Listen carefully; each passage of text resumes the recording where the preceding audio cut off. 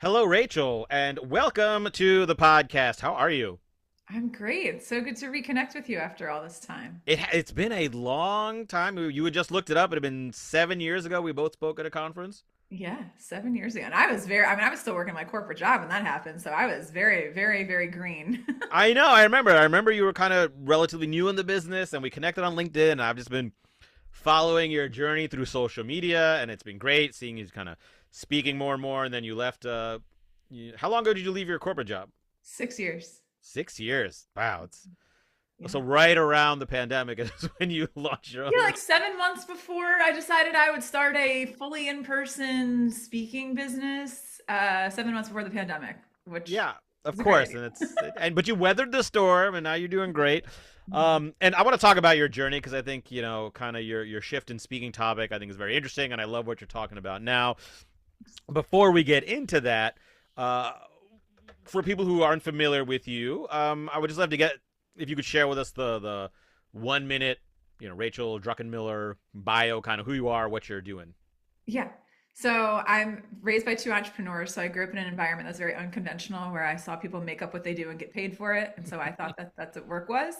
So I worked in a benefits consulting firm for 13 years in the insurance industry. I was an intrapreneur. I made up my job. I said, I'm the wellness coordinator. I don't know what that person does, but I'm going to make it up and you're going to pay me.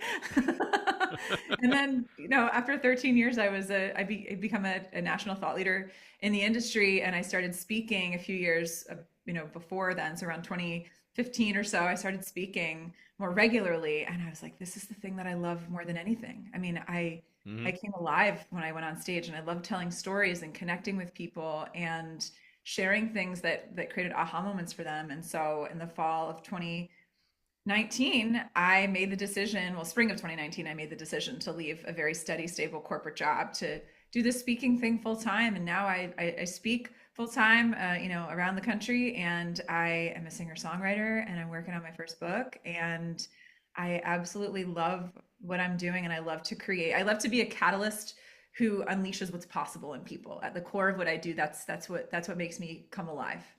Yeah, and we are gonna get into that because I think that's a topic is kind of fits right into your topic. But before we get into that, something you mentioned about your kind of journey, I want to talk about. So you said you're an entrepreneur, you made up your job, and I'm curious, did you work for a company, and when you were in the company, you made up a new job for yourself, or did you not have the job and you went to a company and said, "This is the thing I want to do for you," and they're like, "Oh, that sounds good." Yeah, I was already working there, so I interned. I'm proof of what happens if you take good care of your interns. They might stick around. So I started it. My dad was friends with the CEO of this company, and he said, "I'm sure he'll hire you to do something." Because the only job I had prior to this was working at a produce market, like helping people pick out cantaloupes and peaches, Mm-hmm. and in the summer. And so once I got out of college, my dad said, "I know this guy Richard. I'm sure he'd hire you to do something." And so I was an admin assistant and I answered phones and took boxes to storage and did filing and picked up lunches and I did whatever I was asked to do. People were nice to me. I enjoyed it. I had no intention of staying in the insurance industry. I was a psychology major. That was not what I wanted to do. But when I got out of college, I had a part-time job working at Johns Hopkins Mm-hmm. with a research study. And it took me longer to get the job than I was in it. I was absolutely miserable. It challenged my brain in zero ways. And I went back to the job that I'd been at where I was working both jobs part-time as an admin and then one as a research assistant. Mm-hmm. And I went back to the other job, the insurance place, and I said, "Do you have enough work for me to do something full time?" And then I met a woman named Jessica Sheffield, who was a wellness manager at a local gym. And she was working, this was in 2007, working on corporate wellness programs within Mm-hmm. organizations. And I'd always been fascinated by health and human behavior and the intersection of those things. And I decided, in addition to being an admin assistant, I said, I'm gonna be our wellness coordinator and I'm gonna have a wellness committee and we're gonna do a newsletter and challenges and I just started making it up and then I started doing it, for our clients. That's so funny. Now, I don't know. Were you a fan of the TV show The Office? Oh my gosh, get it. Okay, like literally at my desk right now. I'm not superstitious, but I know Ah, it is. love it. So you basically pulled a Pam when she just said, "I'm the office manager now," and everyone's like, "Okay." And so you just like, "I'm the health and wellness coordinator now," and just everyone's like, "All right, I guess that's who you are." Yeah, It's yeah. such a great lesson there, though, about like just taking initiative, and you know, I think you and I talk about some similar things with some kind of different verbiage. Like to me, it's like saying yes and instead of yeah, but I got to get permission, or yeah, but just like yep, this is what I want to do, and then kind of see what happens. And for you, I mean, it led to kind of the first part of your career, right? You did that role for like 7 years, right? Yeah, well, I almost lost my job 2008, 2009. My CFO, this is a hint for anyone listening. Why don't you track your time? Just kind of see where you're spending your time. And I naively thought, oh, they just want to see how I'm spending my time and how. Uh, No, we had a conversation where he pulled me into his office and said, it doesn't look like there's enough work for you to do full-time wellness work here. So you can either be an account coordinator or take on the executive assistant role or, be an admin assistant, or you have 3 months. We have 3 months to figure that out. mm-hmm. Otherwise, you're going to have another job somewhere else. And I panicked because I didn't know any other type of work. That's the only, corporate job I'd ever had. Mm-hmm. And so what I did is I doubled down on things. I thought about what other ways could I contribute that use my skill set, that meet a need the company has, that might have nothing to do with wellness, which is what I actually want to do. So I had been a writing tutor in college. And so I said we had RFPs, requests for proposals, that were very long, that would go out to, clients and prospects and whatnot. And they had to be edited. And I said, I will edit all of the RFPs. Wow. Let me redline them. Give me the RFPs. I reinvented our process for presenting ourselves at prospect meetings. I reinvented the entire PowerPoint deck for how we did that. I started doing internal Microsoft Office training for things like Excel and PowerPoint and Outlook and how to optimize those systems. I didn't necessarily know how to optimize those systems myself, but I knew a little more than everybody else. And so what I started to do is I found other ways to be valuable so that Mm-hmm. they would have a reason to keep me. And so that 3 months later conversation never happened. And they just kept me on in this sort of role that I, again, very much made up to meet needs the company actually had. And then once all this healthcare reform legislation passed and companies were like, we need wellness, I was already very well positioned. And then I went back to school, got my master's degree in health science in 2012. And then I, started to help us get recognized and our clients get recognized as top workplace, as healthy employer. And then Wow. I got recognition myself at a national level for my thought leadership. And so things really shifted, but I had to grind it out and I had to do a lot of stuff I didn't really want to do in order for that all to happen. Yeah, and I love the creativity, right? You were basically given like two choices, like all right, either be an admin assistant or leave. And instead, you're like, how about I figure out third option, which is what? And but like I think so many people just were almost conditioned to be compliant and be like, well, all right, I guess I'll just do this because that's what they want me to do. Yeah. But you took a step back and were like, well, wait a minute, I don't have to just because this is the two choices doesn't mean I can't come up with my own options. Yes.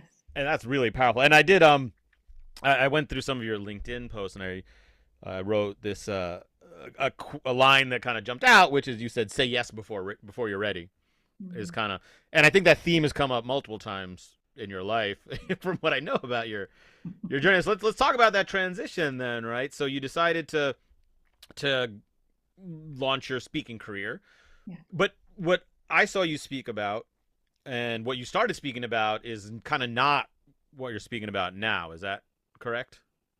There's some overlap. I mean, the things I mainly spoke about were, well-being, how to create thriving cultures at work, and that was the gist of what I did in a corporate job when I was out speaking at places. That really the core of it was around employee engagement. Mm-hmm. And so when I first left my job and I started, went out on my own, I felt like I have to speak on the things that people expect me to speak on. Yeah. Well-being, workplace culture, and employee engagement. And frankly, I learned the value of relevance at the start of the pandemic because the three things that every company needed help with in the spring and the whole year of 2020 were well-being, workplace culture, and employee engagement. So I had a very busy few years during the pandemic, Mm-hmm. and a lot of people. I learned the value of relevance and of being known for someone who meets a specific need because everyone knew they had that need, and people started reaching out to me. Hey, would you come speak on this? Our Mm-hmm. people need help right now. We know that you do this. And so I had an advantage that I didn't even necessarily realize. But the thing that when I launched my company and I decided, what I was going to name it, which was Unmuted, what I really wanted to talk about was helping people activate a sense of agency, capability, and possibility inside of themselves so that they could show up more fully and have greater fulfillment and influence and impact at work. Mm-hmm. And I would position it for like, for women's conferences or what, I would just sort of like, this is the talk I really want to give.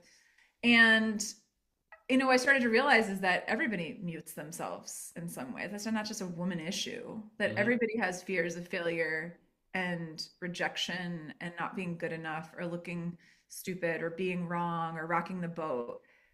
Everybody has those fears. And everybody has the capacity to bring more of who they are, more of the fullness of who they are into their work. And everybody wants to be in a place of imagining what could be possible beyond what is. So I started to lean into that a bit more and recognize, oh, this is what I really want to talk about. And I think everybody needs it. And Mm-hmm. so that was kind of a shift that happened. So I'm always curious about change. Obviously, is one of my big topics. So I'm always curious about the shift. Did you kind of keep delivering your sort of culture engagement talks and then start weaving this unmuted message in, or did you make like a huge pivot and be like, boom, here's this new keynote that I'm doing? I mean, I still get asked to speak about engagement and leadership and stuff. And at the core of the message, if you think about it, at the core of the message of unmuting yourself, if people do the things that I'm recommending that they do, they will become more engaged at work.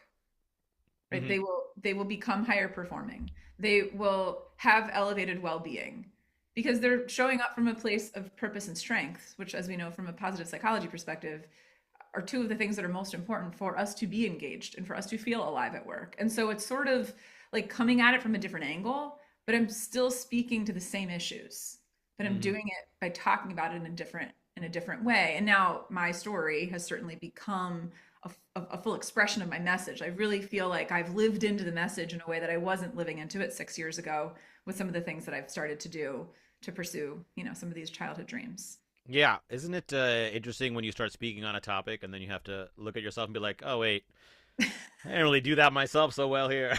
It's like, all right, fine. For me, it's like, all right, I got to say yes and to this because I'm telling everyone Yeah. else to do it. Yes. How do we live it out? That's so, and saying yes. I mean, you said, you mentioned that, just the importance of saying yes. That has been a hallmark of my entire career. I mean, when I was first asked to speak, you may know, do you know Julie Devlin? I don't, or maybe I met her years ago. I don't remember, but She's pretty active in the HR space, and she was an adjunct professor at my alma mater, a small liberal arts school in Maryland, and she taught an HR master's course. And one of the classes she had to teach was on workplace well-being to these HR leaders. And I was helping her company in my early days of being a wellness coordinator, having no idea what I was doing, completely making it up as I went. I had been helping her company, and she was very progressive in terms of being open to what I was, offering. And she said, "Hey, I have a unit on workplace wellness. Would you come speak and deliver that unit?" This was 2008, 2009. "I can pay you $75." Dude, I was making like 40 grand a year. I was like, $75? This is real money. I mean, mm-hmm. let's go. Part of me hesitated because I was going to be the least educated person and possibly the youngest person in the room Mm-hmm. talking to graduate students about something I had been doing for all of 2 years. But what that prompted for me is something I talk about a lot when I'm on, on stage now. It's a whole chapter in my book. It's about borrowing other people's belief in you. Mm. So when you're doubting yourself, you can make the choice. I'm gonna borrow their belief in me. I even wrote well, we won't get to that later, but spoiler. But I decided that if she thinks I can do it, why don't I just believe her?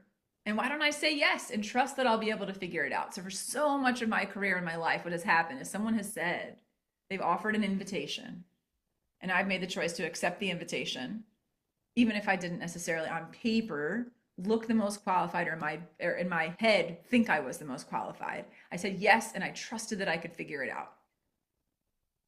Yeah, I love this approach. Obviously, I mean, it's very much in my wheelhouse. Is say yes and then figure it out. And I think that's kind of the second piece. I think is important because I think sometimes people just say yes but then don't take the time to be like, all right, now I got to figure it out, and they kind of shut down and just, and that's when you sort of fail, right? But if you say yes and then take that time, like you said, you had to figure out your new position at work, you had to figure out how to deliver this talk, you had to figure out the book. It's it so many good things can happen.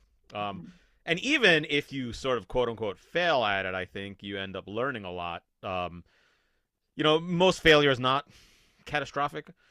And so if you say yes to something and it doesn't work out, usually it's not the end of the world, and you can then learn, let me now pivot in this new direction because I learned these things from that and I can incorporate that. Well, let's. You mentioned the book. I want to get to that in a bit, but first off, you said, when people kind of do the things I suggest about becoming, unmuted, then you get engagement and leadership and performance. Would you mind sharing what, some of those things are that you recommend people do? Yeah, so a lot of it is an internal. So when I think of unmuting, people hear the word unmuted, they often think, oh, this is about communication, speaking your truth. That's how someone might interpret it. That is not how I interpret it. For Oh, me, it is very much an internal process of shining a light on our strengths and capabilities, inviting other people that know us well to be mirrors, to reflect back the goodness that they see in us, so that we can elevate our own sense of what psychologists call self-concept clarity. When you have an elevated sense of self-concept clarity, you're clear on what your strengths are, you have an understanding of the value that you bring, what you bring to the table, and because of that, you have this self-assurance that isn't arrogant, but that is grounded and rooted in the reality of what you are capable of. And most people do not, I believe, have a strong sense of self-concept clarity for any number of reasons. They grew up in a home where someone, took them down a peg constantly. They didn't have somebody encouraging or affirming them.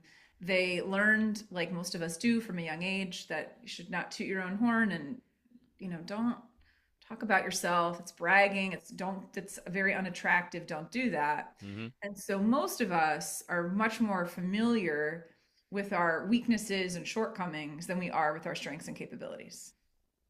Yeah. And I've seen that happen a lot. And so one of the things that I invite people to do is, first and foremost, from an internal perspective, to ask themselves, what is the cost of me muting myself? What is the cost of me silencing myself in this area of my life or my work?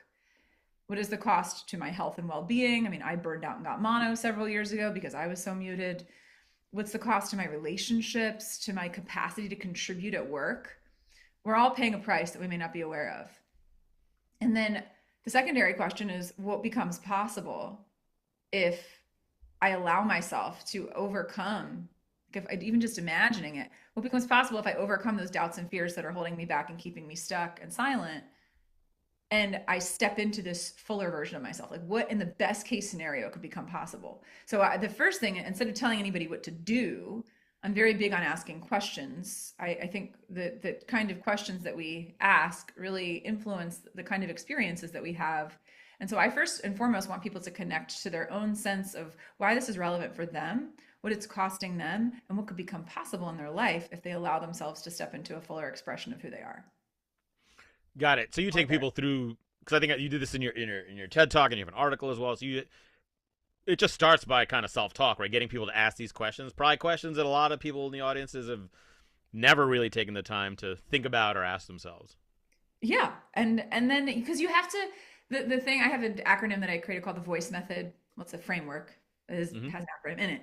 And the first part of it is identifying the void. So essentially, what is that place of something that feels off or not quite right? We experience it as pain, as a little bit of a discomfort or pain. Like, I'm noticing this thing that I do, and I don't like that I do it. Okay, great. You have to feel the pain before you're going to be willing to make a change. Mm-hmm. I really believe that. And you have to, no one can tell you. Someone can tell you all day long, you're not going to make a change until you feel enough pain inside that tells you, okay, I cannot stay as I am. So then when we move past those things, we've identified the pain, and then we've imagined what could be possible. Then I invite people to really illuminate their strengths and capabilities. So what is something about yourself that you're proud of or value or appreciate? About who you are, about how you show up in the world, about something you've accomplished personally or professionally? Like, set a timer for 2 minutes and make a list. And for a lot of people, that's really hard to do. Mm-hmm. If I said, I need you to make a list of 20 ways you are just not quite cutting it, most people are like, I need Yeah. I need 10, Yeah. 15, 20, 30, 40 minutes to do Yeah. that. What? Only 20 things? How do I pick just 20? Come on, I'm inadequate in so many ways. And I think that's part of the problem, you know? And so sometimes we need other people to be mirrors for us and to reflect back what they see. So even asking somebody, "Hey, can you tell me about a time when you've seen me at my best?" Hmm. What showed up? Even asking that question makes most people wildly uncomfortable. I don't care. I am okay. I think that we need to be willing to get uncomfortable to allow ourselves to be seen, not just for the inadequacies that we have, the negative narrative we carry in our head about how we think everyone sees us, but for us to be able to shift and allow ourselves to realize there is so much goodness inside of us. And when we allow that goodness to come forward, we show up in the world in a different way because we believe that we are somebody who is worthy of being seen, that we have something to offer. And people that believe that about themselves carry themselves in a different way. They walk in the room in a different way. They speak in a different tone. And my goal is that when people walk out of an experience with me, and I hear this a lot, feedback after keynotes, I walked in there feeling really down on myself, and now I'm feeling really hopeful and optimistic. Like, good, Mm. that's the point, you know? Yeah.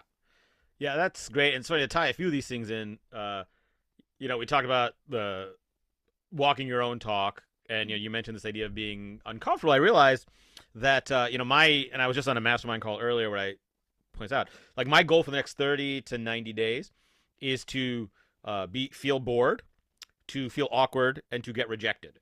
I'm like, these are the three things I want to do because they're all things that I avoid and say yes but to, and I'm like, you know what? If I'm willing to do those three things, I bet things will be completely different in 90 days because that discomfort. Right? And it's funny. It might be a little bit not exactly what you mean by unmuted, but when I kind of read about yourself and heard about your message, I thought about myself, and then I looked at my T-shirt drawer, and I have so many shirts. It's all black and gray, and this is after a transformation I had a few years ago. Everything was a plain solid tee, and about 5 or 10 years ago, I started saying, you know what, I'm a nerd, so I started wearing printed tees, and that's why like right now I'm wearing this. You can see my Stormtrooper Swarm Trooper shirt.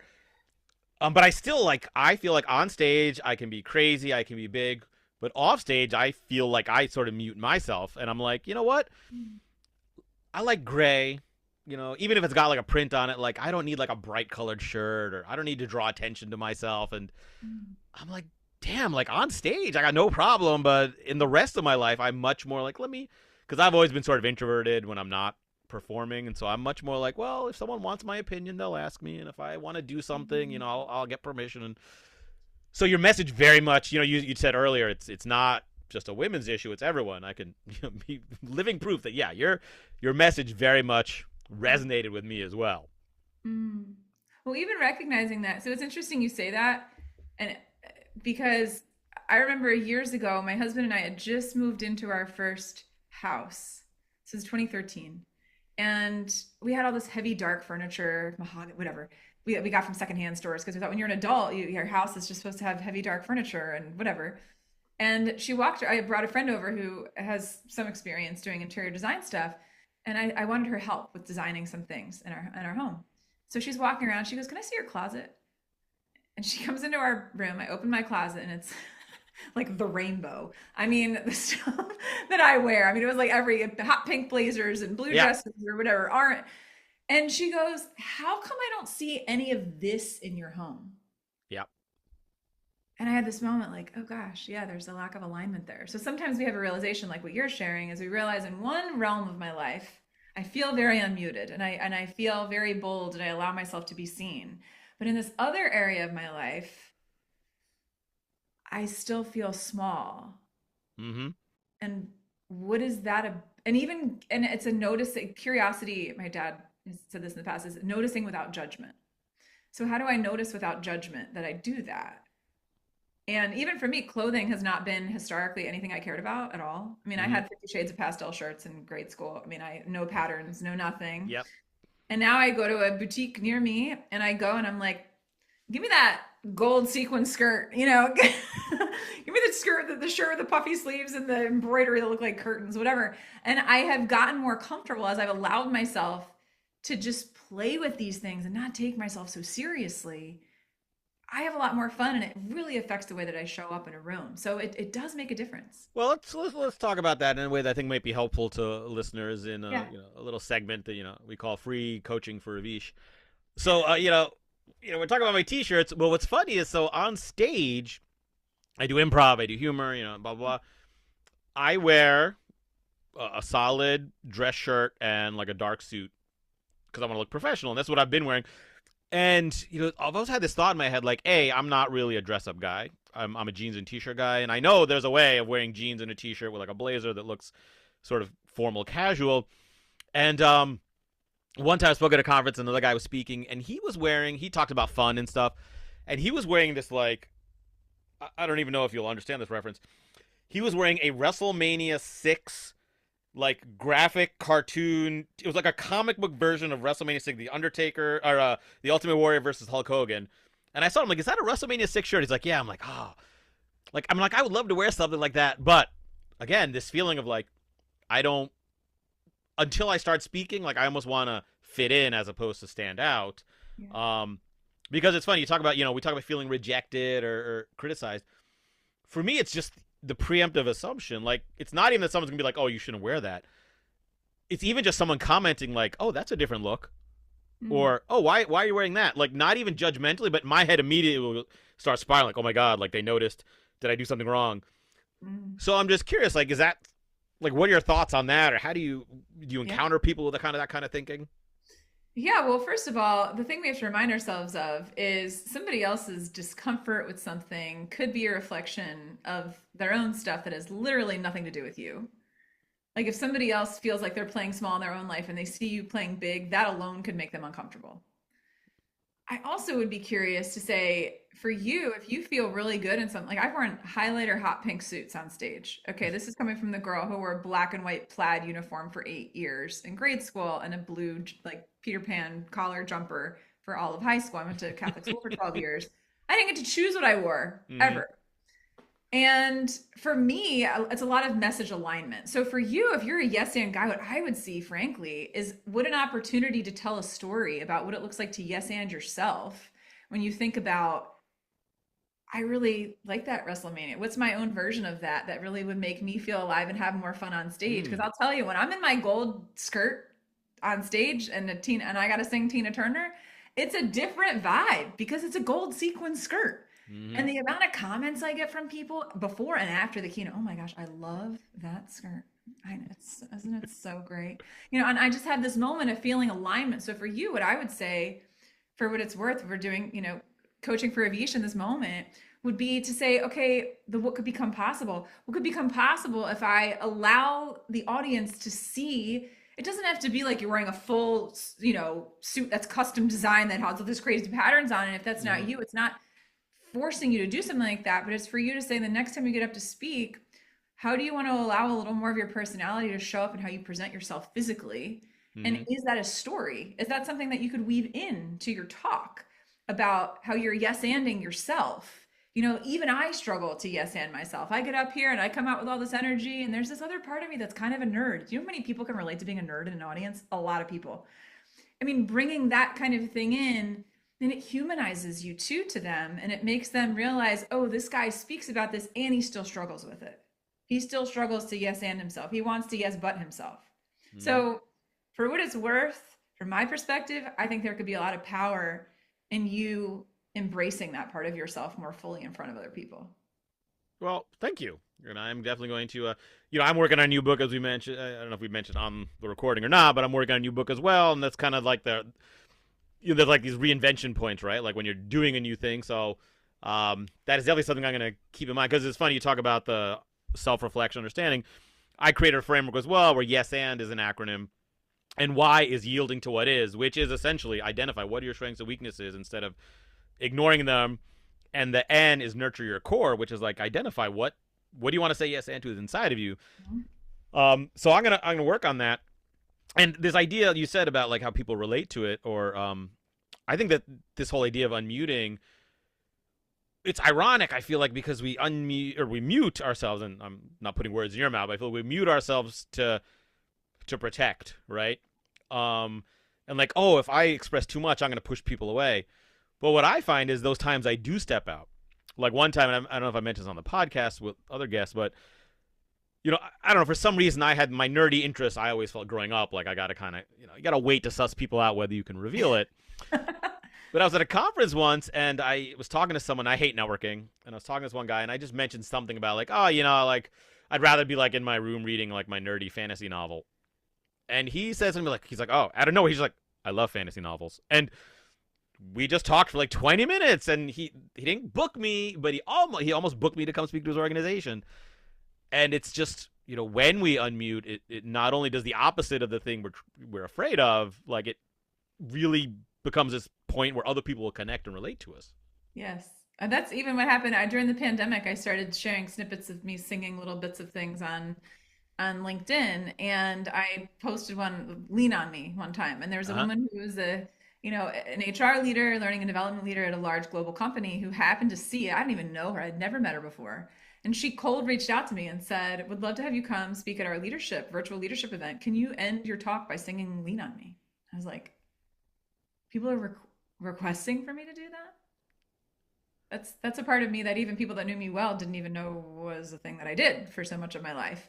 And so for me, it was this lesson. And now if I go on stage somewhere and I speak, we can talk about however much of that you want to, but if I speak and if I don't sing, or I don't sing as much as they want me to, it's like, why didn't you sing? And Yeah. now it's become the very thing that I hid from people for so long has become the thing I'm known for.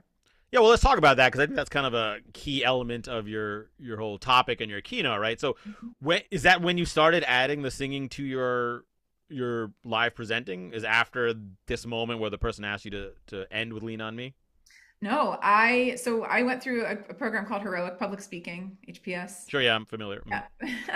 So did like the rest of the free world in the speaking space. In 2018, that was the catalyst that got me to leave my job. I paid for the program out of pocket. I cleared out our bank account. I called my husband from Philly at one of their live events, and I just said, "Do you trust me? I think I need to do this." And so I paid for it, and I would go to New Jersey and I would rehearse, once a month. And I created this script. I'd never talked about unmuting before. I'd written about it in journals since 2015. I have journals. I can go back and look at them. But this was fall of 2018. And I, for the first time, start to tell the story of how I found my voice in gospel choir in college, and how there was this part of me that I muted. And I'd never talked about this on stage in my corporate job. And then I said at one point to my writing coach, AJ Harper, I said, should I sing when I get to the part of the story while I talk about how I did the audition and I sang? She's like, you're going to be on a stage. You're talking about singing. Let me go out on a limb here.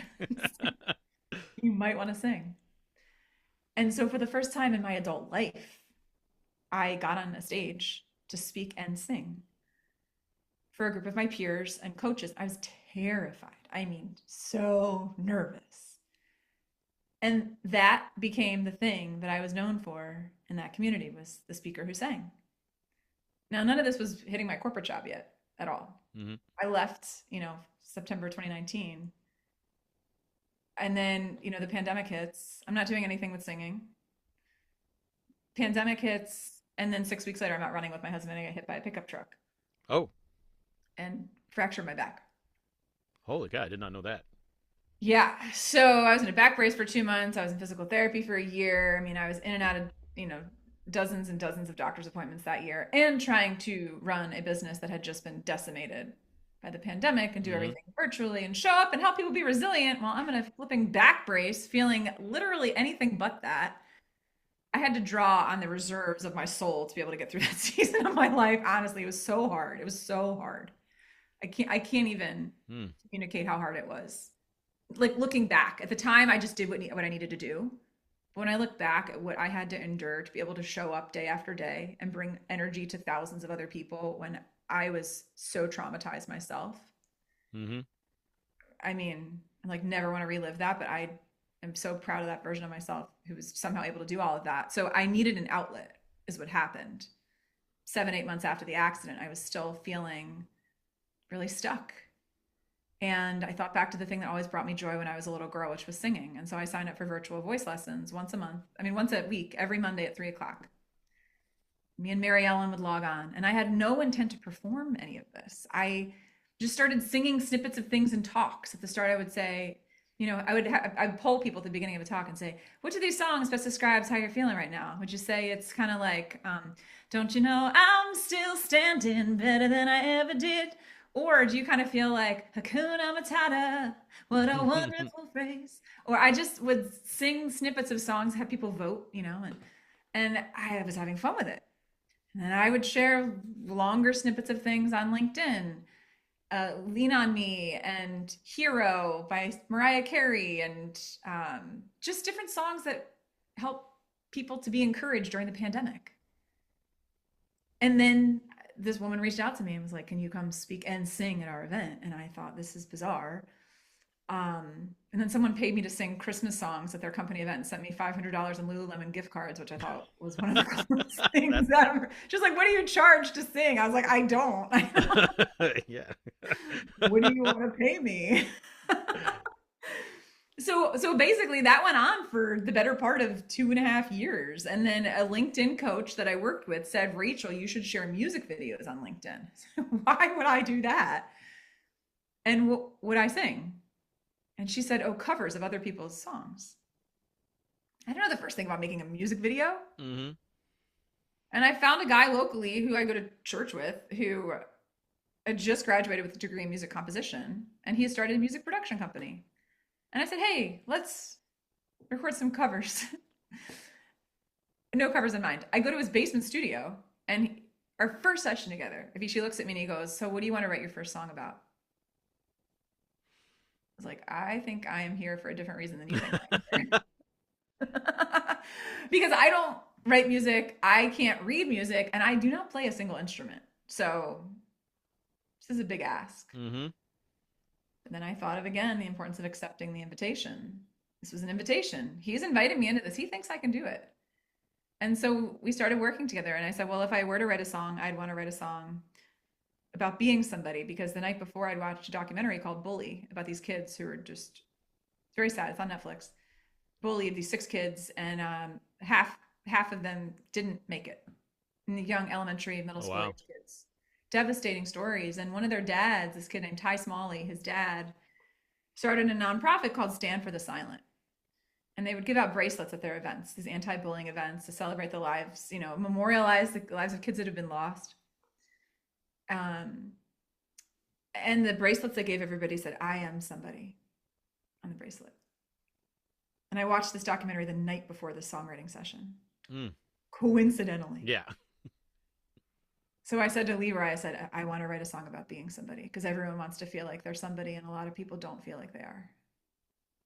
And then 5 months later, I lost my ever-loving mind when I looked up Rachel Druckenmiller on Spotify, and I saw my very first song release.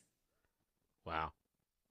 And I've released 5 songs total. A cover of Over the Rainbow. It's like, hey, why not pick the most popular song, beloved song of the entire 20th century to sing? And now when I go on stage, I open by singing Tina Turner, you're simply the best. It's an opening that start with that. I weave in clips of Adele to HR conferences. I'll end by singing a bit of my song. I was just at an event and I sang Over the Rainbow at a reception they had. So I'm stepping into this version of myself that has for so long wanted to be expressed in this kind of a joyful way. And it took me almost 40 years to start doing it. And I got to tell you, the joyful aliveness that I feel is so worth the risk of putting myself out there and doing this thing and worrying about being judged. I still worry. People think I'm good enough. I still wonder that. Come on. I'm a human being. And yet what I'm learning is that I'm here to be a light in the world. And when I show up and do those things, I bring light into the room and I lift people up. And if you could do that, you're robbing the world of your contribution if you hold yourself back. Well, that's fantastic and kind of a great way to sort of start wrapping this up. I had other questions like I got to ask about this, but that just I think is a perfect kind of thing. And then what I love about it is that the way you express it is that like I am stepping into, you're the speaker on this topic, you're writing a book on this topic, but you're not expressing it as I'm done or I've arrived. It's like this process, and even you as the expert are still like, I'm still continuously stepping into this, and it's, I think some people just wait around. Oh, I want to be unmuted, and let me first figure out what is the huge thing I need to do. It's like, no, just you know, sing a snippet of a song and take a class about something you've always enjoyed as a kid and lost touch with, and then slowly watch the progression goes. And I think that's a huge lesson I think anyone can take away from your journey. So thank you for sharing that. So I'm going to finish up in just a moment or two. Before I do, I got one more question for you. Yeah. If people want to learn more about you, if they want to potentially book you to speak to their organization or listen to some of your original songs or see some of your videos and covers, you got a TEDx talk. What are some of the best ways that you like people to connect with you? Yeah, racheldruckenmiller.com. I know we'll put the link in. It's a CK. I tell people like I'm not wasted. Druck. Drunken Miller 6 ways. Yeah. racheldruckenmiller.com. And then also LinkedIn is my jam. Instagram at Unmuted Life. I'm on YouTube, Spotify. Those are the main places I hang out. But if they just search Rachel Druckenmiller, it's a weird enough name that I'm the only. I'll pop up. They'll find me through Yeah. that. Yeah, and we'll put the links directly in the show notes and stuff. But if someone's just listening and they want to check it out, yeah, Rachel Drucken, not Drunken, Druckenmiller. Yeah, I'm the same way. When I end my keynotes, I'm like, if you forget my stuff, just type in Avish.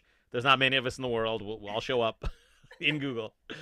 Well, fantastic. Hey, I got one last question I end all my episodes with, which is I talk about this idea of saying yes and instead of yes but.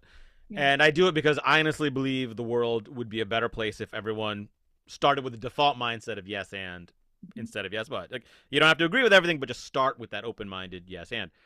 So I want to know is what is one small thing that you believe Mhm. if everyone did, it would make the world a better place? Well, okay, it's very fresh in my mind because I just wrote about this in the final chapter of my book. So it's a question again, Mm-hmm. because I'd rather ask a question than tell people what to do. If everyone woke up each day and asked themselves the question, how can I be a contribution today? Which is a version of something I learned from the book The Art of Possibility by Rosamund and Benjamin Zander. If every single person woke up and asked, how can I be a contribution today? In the way that I show up, in the way that I engage with another person, in the way that I speak to someone, in the way that I look at someone, in the way that I acknowledge another person, in the way that I show support or help, how can my being, how can my presence be a contribution in the world in an interaction at work?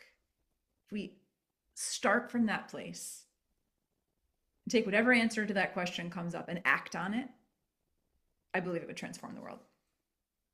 Hmm. Well, I love that, and I cannot disagree. That is a great answer. So thank you for sharing that, and Yeah. thank you for taking the time to share with us about your journey, your background, unmuted, everything. And you've got a book coming out in the spring, so make sure, Fall, yeah. um, or in December, right? Fall of 26. Oh, fall of 26. Okay, Uh-huh. so yeah, Here. make sure you follow Rachel along so you can get that when it comes out. But even before then, check out her stuff, check out her website, LinkedIn, TEDx Talk. It's all great stuff. Rachel, thank you so much. This was awesome. And hey, when the book comes out, I'm happy to have you back on to talk about that. Amazing. Thank you, Avish.